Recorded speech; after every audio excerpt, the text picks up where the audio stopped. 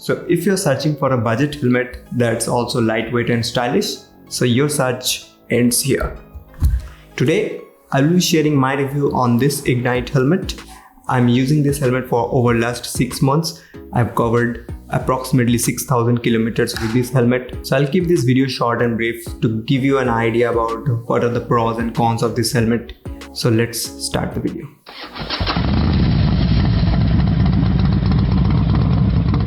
So let's start with the design. As you can see, this is pretty stylish helmet. As you can see, the lines are very sharp and the aerodynamics is really very good. It's very highly stable in approximately 120-130.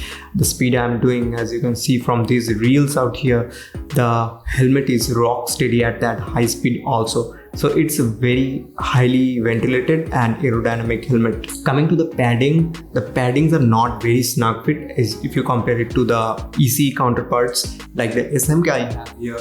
The paddings are very snug fit. So it's more on the comfort side if you compare it with the ECE counterparts. Now this helmet comes with a inner sun visor that don't come with the external switch to actuate the visor. So if you're considering this helmet for moto vlogging, as you can see, the front section is very sharp and I'm using Action Pro, but the sticky tapes already came out and then I have to use another 3M tape to stick it again. And for the moto vloggers out there, you get a chin curtain here. This allows you to put the mic in front of your mouth for a better audio. Now another pros I want to mention that this helmet is very lightweight. If you compare it to the other SMK MT helmets, this is very lightweight.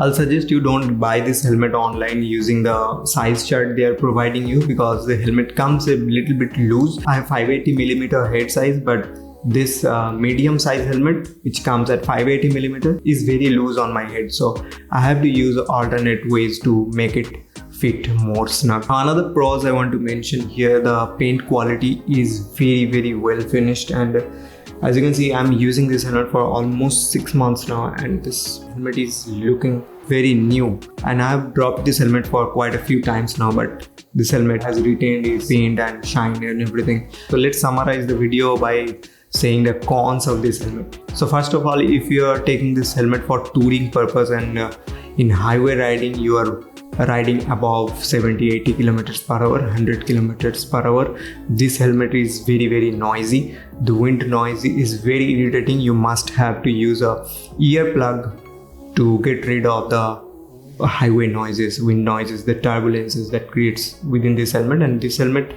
basically creates this wind part from right in the back. That's a huge drawback if you're considering this helmet for touring purposes. If I compare this helmet with my SMK, the SMK is very quiet up to 80 kilometers per hour, but above that the SMK is also noisier. But this helmet is starting from 60 kilometers per hour up. It's very noisy and it's very hard to cruise at that speed at a continuous pace because of this wind noise. Glass quality is not that good. If you compare it to MT and SMKs, this helmet glass is not that well made. It gets scratched very easily. This helmet comes with a Pinlock 30 insert and that allows you for a fogless ride and hence it increases the safety.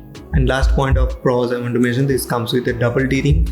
If you get used to double D-rings, believe me, the double D-rings is any day better than the ratchet mechanisms. It takes some time to get used to with double D-rings because you have to put this in a loop.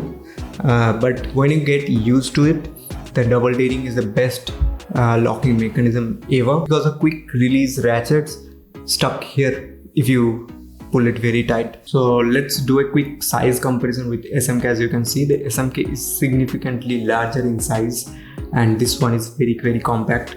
This may look a little longer because of this spoiler finish, but the overall cell size is very small if you compare it with SMK helmets. So to summarize this video, I'd like to say that if your budget is very tight and you want this helmet as a daily wear, look no further and get this helmet. You will not be disappointed. But if your sole purpose is for touring, don't buy this helmet because there will be a lot of wind noises and you will get irritated very soon. So yeah, that's all for this video. If you found this video helpful, do give me a thumbs up and don't forget to push that subscribe button hard enough. See you. Peace.